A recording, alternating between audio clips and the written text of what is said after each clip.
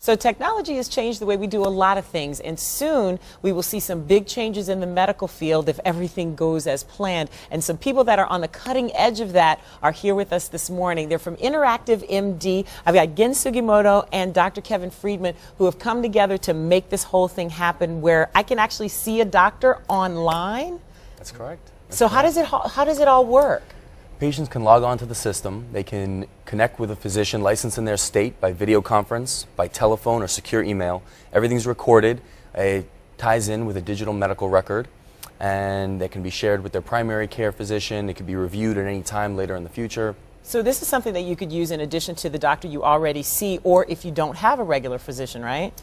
And that's the emphasis, is making sure that this is a secondary use of a physician. Is you have your primary care doctor, and after hours when you're on vacation and you can't access that doctor, you can log on to our system and talk to a physician whenever you want. Right. Now, how does this work? Like with the video conference, I noticed you brought some tools, some very medical looking tools over there. Is this something that eventually we'll be able to do, like give you our vital signs and things like that? Is that how that works? Yes. Today, most of the conditions that we treat are common conditions that the doctor can treat based on the medical history and a series of questions or uploaded images or live video stream. But in the future, as you see, we have some tools that are coming onto the market within the next several months. So I'll have my stethoscope. You'll have your stethoscope. And you can hear my heartbeat over the internet. That's crazy. Well, you know what? We have one of our coworkers, Yoli, in our green room right now. She's hooked up, and this is what a conference would look like. So now, say for instance, she's sick. How would you conduct an interview with her? So she would just, from home or from work or wherever she's located, just schedule a consultation, and we would assign her a physician in her state.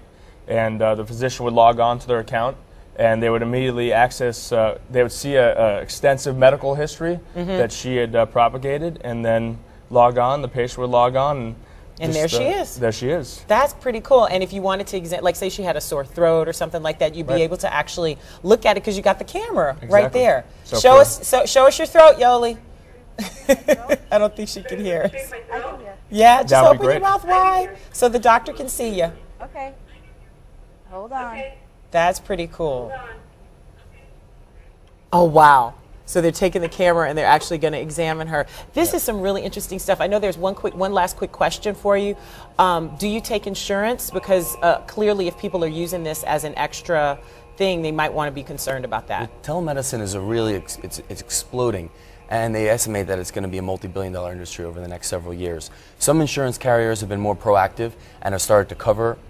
12 states in the nation have already mandated that starting next year, telemedicine visits will be a reimbursable event. Yeah, well, you know what, it already kind of is with, like, my doctor takes emails all the time, and so I've gotten reimbursed from my insurance for it, so hopefully it'll work out for people who aren't able to get to their doctor all the time. Thank you guys for joining us, and if anybody's interested in seeing this again, and I know it's a lot to take in, WCIU.com.